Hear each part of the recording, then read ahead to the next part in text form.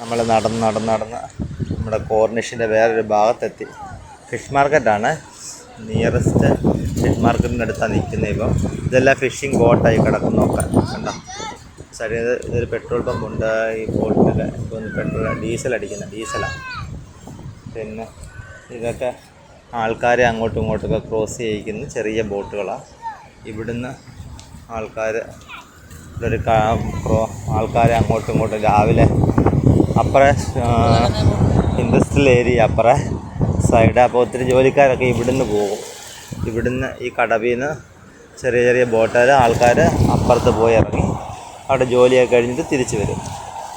ഇതൊരു കടത്ത് ഏരിയ.